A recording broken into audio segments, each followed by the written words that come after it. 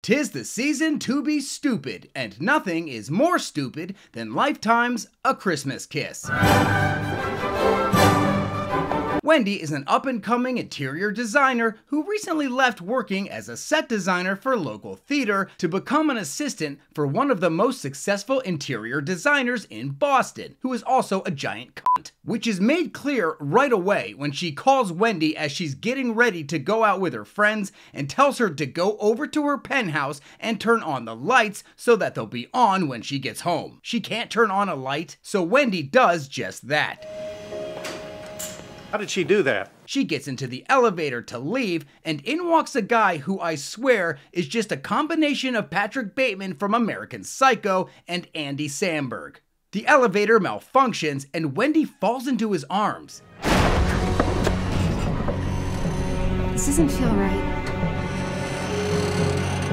It actually kind of does. Easy there, creep. Suddenly, there's this loud snap, and the elevator starts plummeting down, which would be absolutely terrifying. You'd be screaming, thinking you're about to die. But these two just start making out.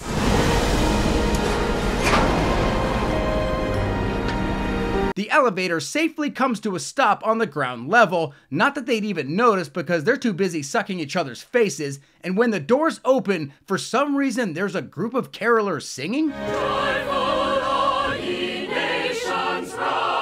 Who are they singing for? People in the elevator? What if there was no one in the elevator? Would they just continue singing for no one?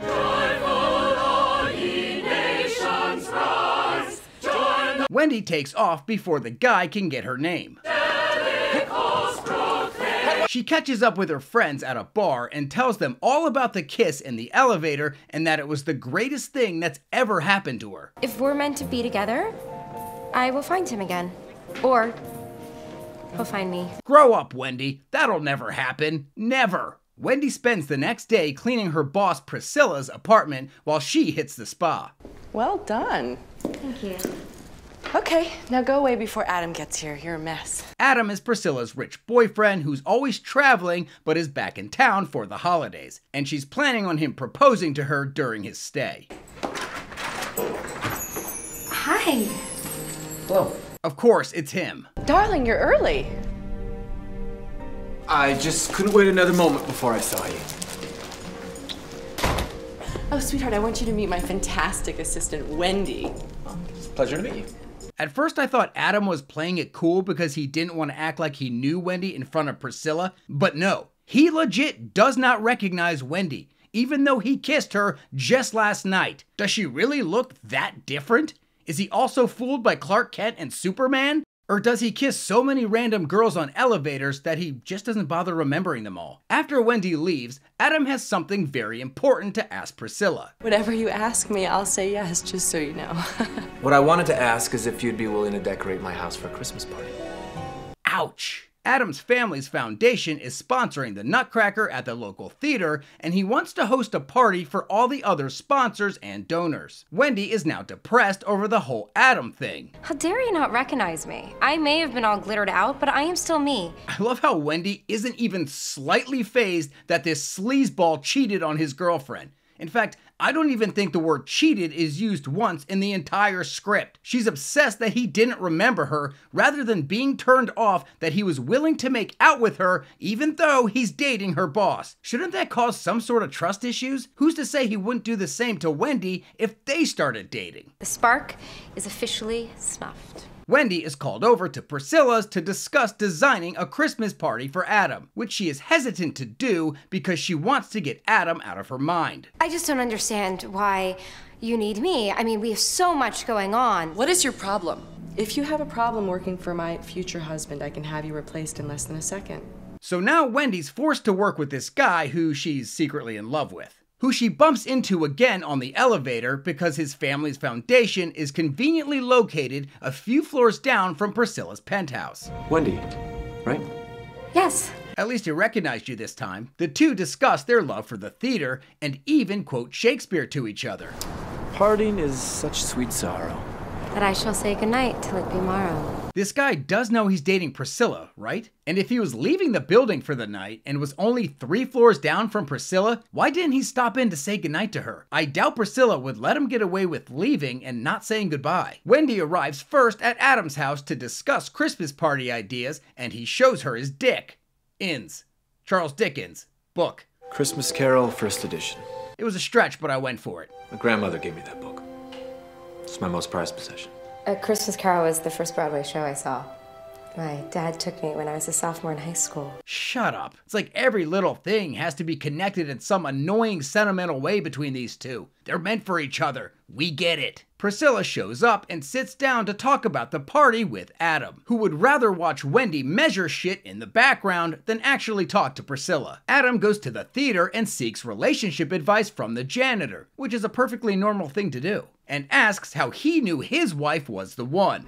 Well, our very first kiss sealed the deal. What a coincidence. He might as well have said our very first kiss on an elevator sealed the deal. Wendy draws up some design ideas for the party, which Priscilla immediately shuts down. These are absolutely repellent.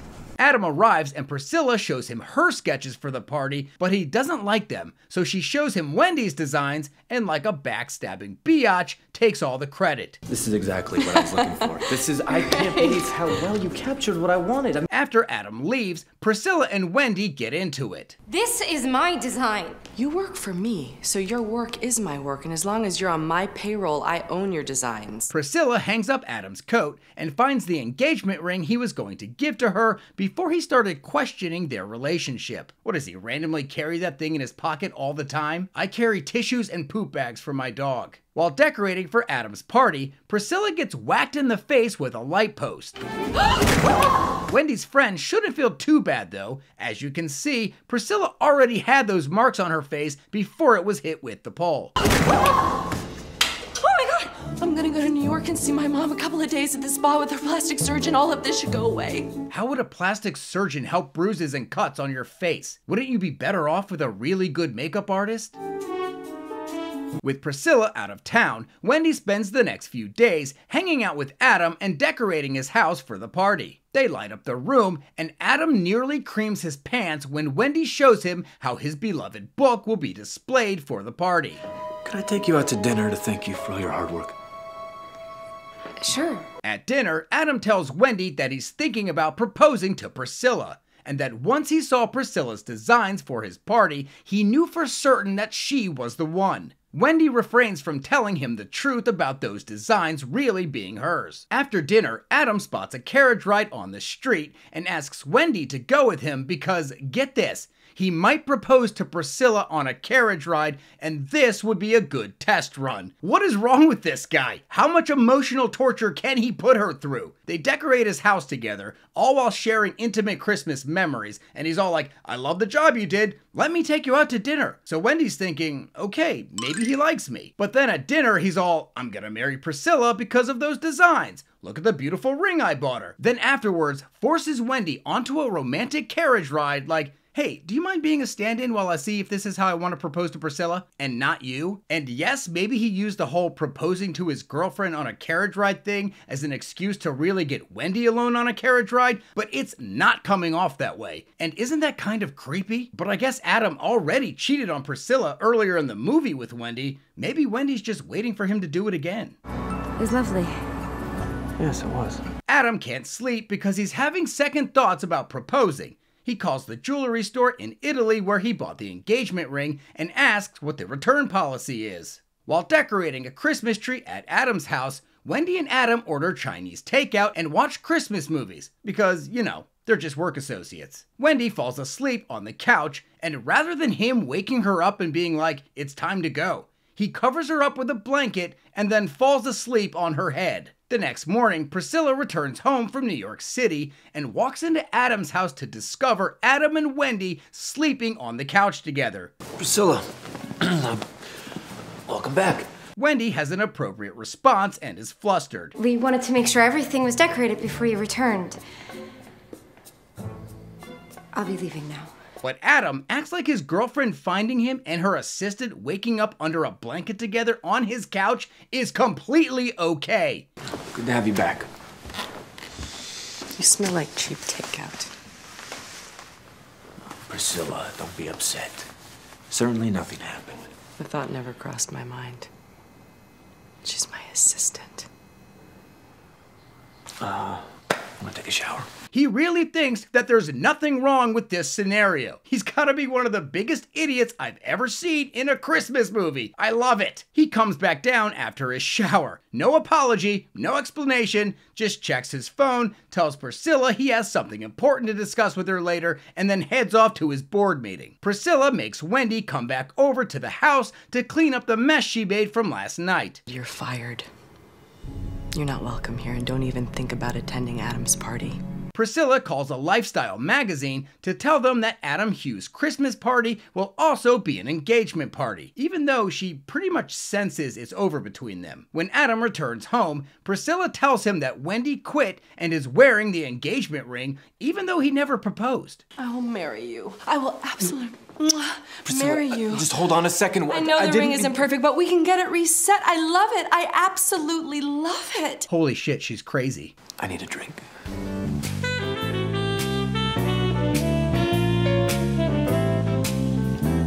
Mom, did you see page 2? So Adam never bothered saying, "I don't want to marry you." He just went with it? Okay. At the Christmas party, Adam figures out that it was Wendy that came up with the designs for the party and not Priscilla, which is the first thing he's figured out the entire movie. What was the inspiration for the design? Your grandfather's book, of course. Now stop it. It was my grandmother's book.